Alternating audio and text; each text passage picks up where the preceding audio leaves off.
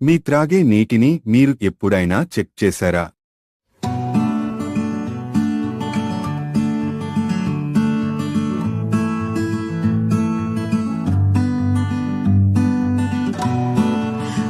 మీరు త్రాగే నీటిని 3 విధాలుగా చెక్ చేసుకోవచ్చు. 1 TDS అనగా total dissolved solids.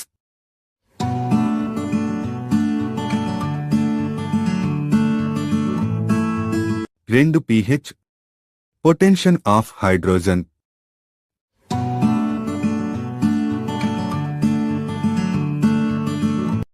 3 ORP oxidation reduction potential.